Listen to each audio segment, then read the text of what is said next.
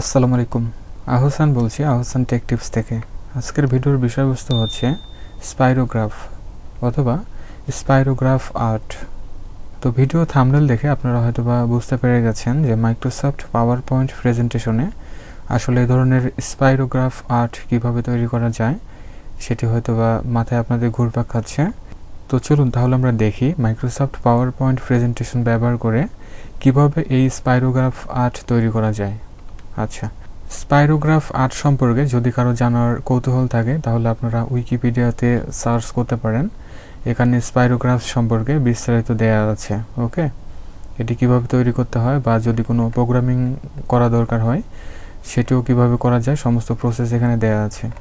তো আমি এই স্পাইরোগ্রাফের উপরে অনেকগুলো ভিডিও তৈরি করব। এটি Microsoft Word, Excel, PowerPoint সব জায়গাতে আমি দেখাবো এবং অ্যাডভান্স লেভেলে কীভাবে তৈরি করা যায় সেটিও আমি দেখাবো। ওকে, তো আজকের ভিডিওতে আমি কোনো কোডিং ইউজ করব না, জাস্ট সিম্পল কয়েকটি হিডেন মেথড অ্যাপ্লাই করে আমি তৈরি করে দেখাবো। ঠিক আছে, তো এখানে আমরা যদি স্পাইরোগ্রাফ আর্ট লিখে সার্চ করি গুগলে তাহলে বেশ কিছু পিকচার আমরা দেখতে পাচ্ছি।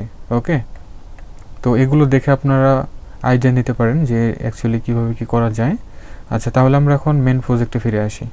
আমার প্রেজেন্টেশন ফাইল আসার পরে আমরা দেখতে পাচ্ছি এখানে দুটো স্লাইড আমার ক্রিয়েট করা আছে।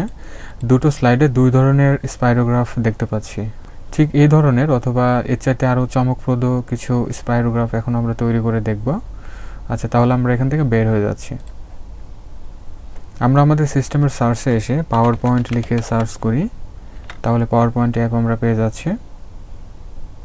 আমরা একটি ব্ল্যাঙ্ক প্রেজেন্টেশন সিলেক্ট করে নেব এবং প্রেজেন্টেশনে থাকা যে টেক্সট বক্স কন্ট্রোল রয়েছে আমরা কন্ট্রোল এ প্রেস করে সিলেক্ট করে আমরা জাস্ট ডিলিট কিটি প্রেস করব। প্রথমে স্লাইডের সাইজ নির্ধারণ করতে হবে, এটি অনেক গুরুত্বপূর্ণ একটি ব্যাপার। তার জন্য আসতে হবে ডিজাইনে। ডিজাইন থেকে কাস্টমাইজ নামের যে সেকশনটি দেখা যাচ্ছে এখানে স্লাইড সাইজ রয়েছে। ড্রপ ডাউনে ক্লিক করে আমরা কাস্টম স্লাইড সাইজ সিলেক্ট করে নেব। দেন উইথ রয়েছে, উইথ আমরা এখান থেকে কমিয়ে দিচ্ছি, আমরা 5 রাখবো এবং হাইট রাখবো আমরা 5। এখন জাস্ট আমরা ওকে প্রেস করব, তাহলে এই ধরনের একটি উইন্ডো আসে। স্বাভাবিকভাবেই আমরা এখান থেকে জাস্ট এই যে ইনশিওর ফিট করি, তাহলে ঠিক এই স্টাইলে আমাদের স্লাইডটি হবে। ঠিক আছে, আচ্ছা এখন আমরা চলে আসি ইনসার্টে। ইনসার্টে আসার পরে আমাদের শেপ কন্ট্রোল ইউজ করতে হবে। তার জন্য আমরা এখানে শেপস দেখতে পাচ্ছি, জাস্ট ড্রপ ডাউনে ক্লিক করে আমরা এখান থেকে লাইক রেক্টেঙ্গেল ড্র করে নিতে পারি। ঠিক আছে, তো রেক্টেঙ্গেল ড্রয়ের ক্ষেত্রে আমরা যেটি করতে পারি, আমরা কিবোর্ড থেকে শিফট কি প্রেস করে ড্র করব। যেহেতু আমার শিফট কি প্রেস করা হয়নি, সো আমি ডিলিট করে দিয়ে আবারও ইনসার্টে এসে শেপস ড্রপ ডাউনে ক্লিক করে রেক্টেঙ্গেল সিলেক্ট করে শিফট কি প্রেস করে আমরা এভাবে ড্র করব। ঠিক আছে, এবং এই শেপটি আমরা মিডিল বরাবর করব। জাস্ট আমরা শেপটিকে নিয়ে যদি নড়াতে থাকি তাহলে দেখুন এখন কিন্তু ঠিক আমাদের এই স্লাইডের মিডিলে কিন্তু আমাদের এই শেপটি ডিসপ্লে হচ্ছে। ওকে, আচ্ছা ঠিক এই অবস্থা হতে পারে। এখন শেপের উপরে মাউস রাইট বাটন ক্লিক করে আমরা চলে আসব ফরম্যাট শেপে। ফরম্যাট শেপে আসার পরে আমরা শেপের একটি সাইজ নির্ধারণ করে দিতে পারি। এখানে 1.94 দেখা যাচ্ছে, আমরা 2 করে দেই। আমরা এখান থেকে 2 করে দিচ্ছি, তাহলে নির্দিষ্ট একটি সাইজ হলো। আবারও আমরা মিডিলে করে নিলাম। এরপরে আমরা চলে আসব ফরম্যাটে। ফরম্যাট থেকে শেপের ফিল কালার আমরা নো করে দিচ্ছি এবং আউটলাইনের যে কালারটি রয়েছে আমরা যে কালারটি চাচ্ছি, ধরা যাক এই কালারটি আমার চুজ হলো, তাহলে কালারটি সিলেক্ট করা হলো। অথবা আমরা যেটি করতে পারি, আমরা একটি শেপের ফিল কালার দিয়ে দেই, ধরা যাক এই কালারটি, এবং আউটলাইন আমরা নো করে দেই। ঠিক এই অবস্থা হতে পারে। এখন মজার একটি ব্যাপার আমরা দেখব, যেটি ইতিপূর্বে আপনারা দেখেন নাই, সেটি হলো জাস্ট এই পাশে যে থাম্বনেলগুলো রয়েছে বা স্লাইড যে প্যানেলটি রয়েছে এখান থেকে আমরা জাস্ট এই স্লাইডটিকে ড্র্যাগ অ্যান্ড ড্রপ করে আমাদের এই স্লাইডের উপরে ছেড়ে দিলাম। ঠিক আছে, তাহলে ঠিক এই স্টাইলে হলো এবং এটিকে আমরা জাস্ট অ্যালাইনমেন্ট ঠিক করে নিই যেন আমাদের যে স্লাইডটি রয়েছে সেটির একেবারে বাম দিকে এবং উপর দিকে সমান তালে থাকে। ঠিক আছে, ঠিক এই স্টাইলে হতে পারে। এখন সবার মাঝে প্রশ্ন আসতে পারে যে আমার কম্পিউটারে আমি তো পাচ্ছি না। আপনার কম্পিউটারে যদি প্রিভিয়াস ভার্সনের অফিসগুলো ইনস্টল করা থাকে তাহলে হয়তো বা পাবেন না। লেটেস্ট যে ভার্সনগুলো রয়েছে লাইক 365, 2019, 2016 এই ভার্সনগুলোতে এই অপশনটি দেওয়া আছে। ওকে, আচ্ছা, আর 13-এর ব্যাপারে আমি বলতে পারবো না, ওইটা আমি ট্রাই করি নাই, আপনারা দেখবেন ট্রাই করে, ঠিক আছে। তাহলে ঠিক এই স্টাইলে হলো।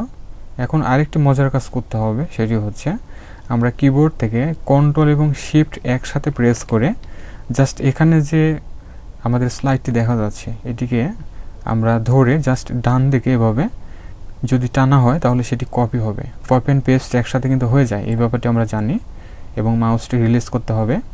পাশাপাশি আমরা আবারও এটিকে জাস্ট এভাবে ধরে অ্যালাইনমেন্টগুলো ঠিক রাখবো, ঠিক আছে। তাহলে আরেকটি আমাদের কভার করতে হবে, তাহলে সমানে কিন্তু কভার হয়ে গেল, ঠিক আছে। অনুরূপভাবে এই স্লাইডটিকে ধরে আমরা আবার নিচের দিকে টান দিতে পারি, তাহলে ঠিক এই স্টাইল হবে, এবং ঠিক এভাবে আমরা টানতে থাকব, এবং অ্যালাইনমেন্টগুলো আমাদের ঠিক রাখতে হবে, ঠিক আছে। এবং আমরা বাম দিকে নিতে পারি, ঠিক এভাবে শিফট কি এবং কন্ট্রোল কি প্রেস করে কিন্তু এই কপি পেস্টের ব্যাপারটি করতে হবে, আদারওয়াইজ কিন্তু সঠিকভাবে হবে না, ঠিক আছে। আচ্ছা, তাহলে আমরা দেখতে পাচ্ছি আমাদের প্রেজেন্টেশনে সুন্দর একটি স্পাইরোগ্রাফ আমরা তৈরি করে নিয়েছি, ওকে। আচ্ছা, এখন এই যে সমস্ত স্লাইডগুলো আমার এই স্লাইডে ক্রিয়েট করা হয়েছে, আমরা কন্ট্রোল এ প্রেস করে সবগুলো সিলেক্ট করে নিতে পারি। যদি কিবোর্ড থেকে কন্ট্রোল জি প্রেস করি তাহলে কিন্তু একটি গ্রুপে আমরা দেখতে পাচ্ছি, ঠিক আছে। এখন এই শেপের উপরে মাউস রাইট বাটন ক্লিক করে আমরা চাইলে এটিকে পিকচার মোডে সেভ করে নিতে পারি, অথবা আমরা যদি ফরম্যাটে এসে যদি কোনো স্টাইল চেঞ্জ করে দিতে চাই, ধরা যাক আমি চাচ্ছি শেপের যে ফিল কালারটি রয়েছে আমরা অন্য একটি ফিল কালার এখানে সেট করে দিতে পারি, ধরুন রেড করে দেই, তাহলে রেড হচ্ছে। দেখুন একটু সময় নিতে পারে, যেহেতু অনেকগুলো স্লাইড রয়েছে, সেগুলো অবশ্যই কুয়েরি সিস্টেমে কাজ করে, ঠিক আছে। তাহলে ঠিক এই স্টাইল হলো। আবার যদি চাই শেপের যে আউটলাইনটি রয়েছে আমরা ব্ল্যাক করে দেই, তাহলে দেখুন ব্ল্যাক হচ্ছে, সুন্দর একটি স্টাইলে কিন্তু আমরা দেখতে পাচ্ছি, ঠিক আছে।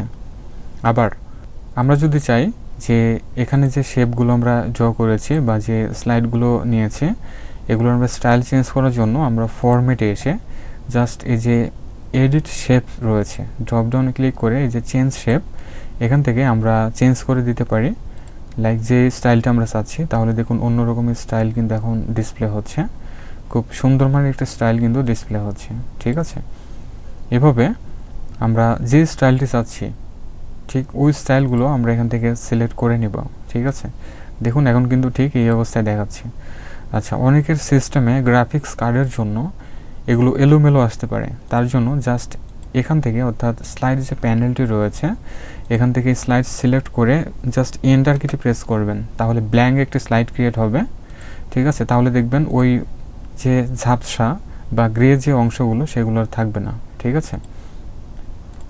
তাহলে এই মাইক্রোসফট পাওয়ার পয়েন্টে আমরা কিন্তু খুবই সুন্দর মানের এ ধরনের স্পাইরোগ্রাফ তৈরি করে নিতে পারি। তাহলে ভিউয়ার এই ছিল মোটামুটি আজকের ভিডিও। আজকের ভিডিওতে আমি দেখানোর চেষ্টা করলাম মাইক্রোসফট পাওয়ার পয়েন্ট ব্যবহার করে আমরা কীভাবে স্পাইরোগ্রাফ আর্ট তৈরি করতে পারি, ঠিক আছে। তো এটি অনেক সময় নিয়ে ধৈর্য ধরে তৈরি করতে হবে, অনেক ধরনের শেপস রয়েছে, এগুলো সিলেক্ট করে আমাদের পছন্দ মতো আমরা কালার কম্বিনেশন দিয়ে আমরা স্পাইরোগ্রাফ তৈরি করে নিতে পারি, ঠিক আছে। ভিডিওটি ভালো লাগলে লাইক কমেন্ট শেয়ার করবেন, চ্যানেলটিকে যারা সাবস্ক্রাইব করেন নাই প্লিজ সাবস্ক্রাইব করে সাথেই থাকবেন। নতুন ভিডিওগুলো দেখার জন্য বেল বাটনটি সবাই প্রেস করে রাখবেন। আর মাইক্রোসফট পাওয়ার পয়েন্ট শিখতে হলে চ্যানেলটিকে ভিজিট করতে হবে, অনেকগুলো ভিডিও দেওয়া আছে। শুধু পাওয়ার পয়েন্ট না, অফিস অটোমেশন থেকে শুরু করে পিসি টিপস অ্যান্ড ট্রিক্স থেকে শুরু করে সমস্ত টেক রিলেটেড ভালো ভালো ভিডিও আমার চ্যানেলে পেয়ে যাবেন। সবাই সময় করে দেখে নেবেন। সবাই ভালো থাকুন, সুস্থ থাকুন। Thanks for watching.